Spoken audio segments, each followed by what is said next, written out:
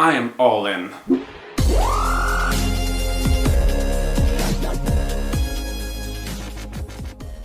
It's a rather peculiar situation, I admit, for everything I own is invested in one single stock.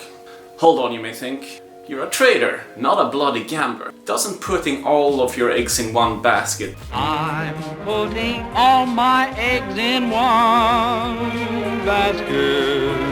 Defy every rule within money management and gaming theory.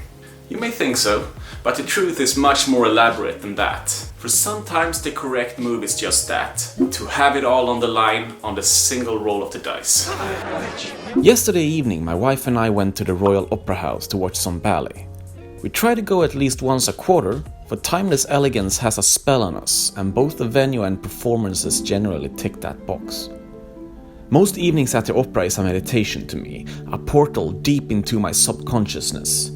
I lose myself in indulgent Zen thoughts, and many of my greatest ideas and revelations come from this state of mind.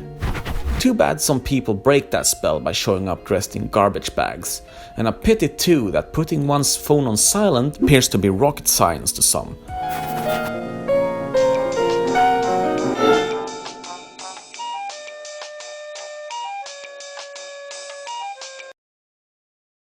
Selfish slobs who corrupt the elevated yet fragile state of harmony, like abruptly being awakened from the sweetest of dreams by a sudden car alarm going off.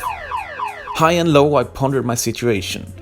I'm all in now, and I'm gonna explain to you why this is the only right thing to do. Prior to butchering my online poker opponents and wreaking havoc on their bankrolls, my initial intention was to become a blackjack professional. In preparation for this, I went into Asperger mode and studied gaming theory and advanced blackjack daily for 6 years. So as blackjack and poker shares several core principles, this 6-year head start was the main reason why my poker career skyrocketed pretty much from the get-go. I understood the connection, but little did I know that gaming theory alone would end up becoming the single most valuable education of mine. One that fundamentally changed my way of thinking. It equipped me in handling life and its challenges in ways no university could ever teach me. Whether you've studied gaming theory yourself or not, much of it is either common knowledge or common sense. You don't need a calculator to figure out that the risks of throwing yourself out an aeroplane without a parachute rarely match the rewards. But much of it is not intuitive, which is why so many people tend to make poor life choices. A basic doctrine when long-term money is on the line is to spread your risks in non-correlated ways, called diversifying, and never risk more than you can afford to lose. This wisdom is deeply rooted in every serious trader and individual who moves money around for equity. Note how I don't use the word gambler, as I dislike the word because it has a looser connotation to it. Now, generally speaking, this gaming theory 101 dogma should be followed meticulously to avoid ever going bankrupt. What you may not know, however, is that there are exceptions to this rule. For some rules are meant to be broken, but only after you fully understand and respect the rules to begin with. This is where most people go wrong, for they break the rules before even bothering to learn them in the first place. That's not hardcore, just lazy ignorance. The principle of never putting all of your eggs in one basket is mainly designed to minimize your long-term risk of ever going bust, as one single blow might otherwise wipe you out. Because once it's game over, your chances of recovery are down to 0%. From a theoretical standpoint, this polarized theory will always hold true. Although from a zoomed-out perspective, this two-dimensional approach disregards two key parameters.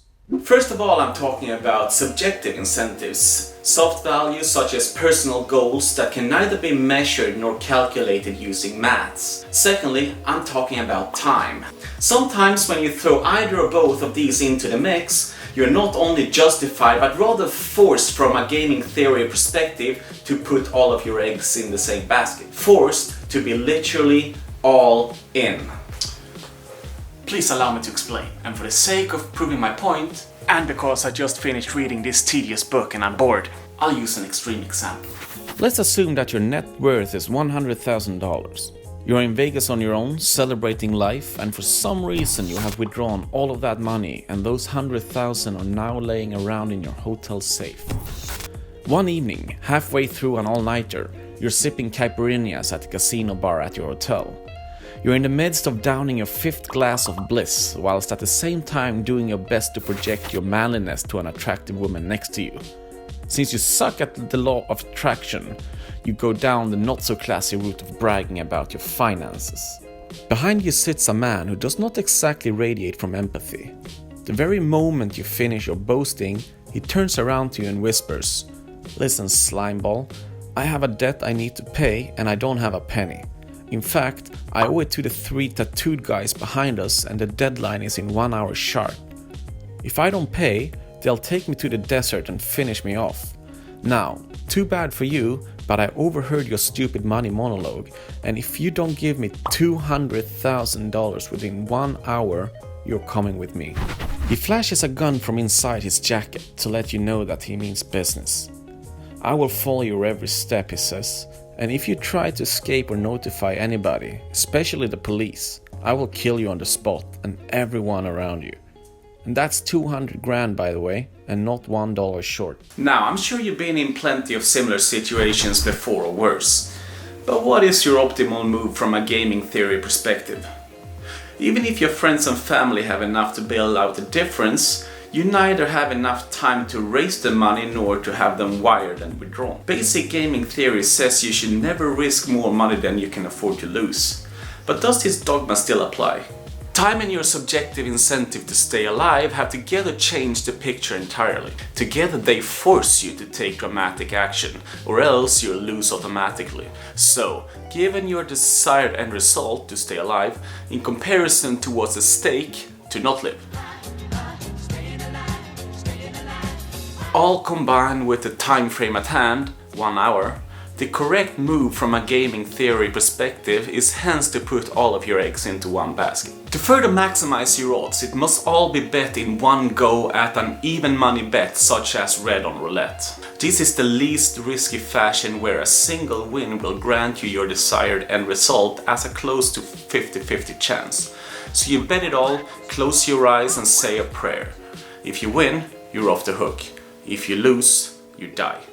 But if you do nothing or win less than 100,000, you're dead anyway. Well, given the parameters at hand, I can assure you that the optimal strategy to reach your desired goal to stay alive is not to invest 15% of your money in an index fund. That would statistically make you a corpse with 200,000 to your name in 25 years from now.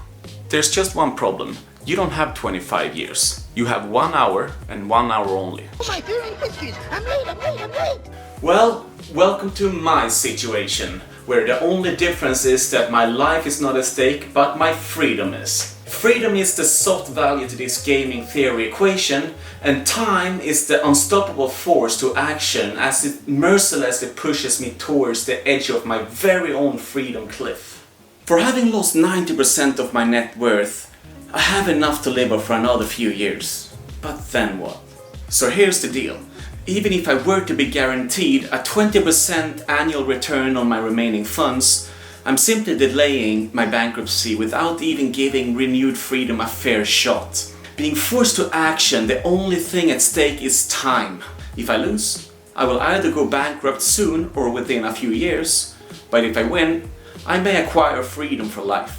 For I value my freedom, not money itself. Money is just a tool to obtain freedom. Hence, what's at stake from a gaming theory perspective goes beyond money. So, where's my money currently at work? Why don't you find out yourself in the next episode?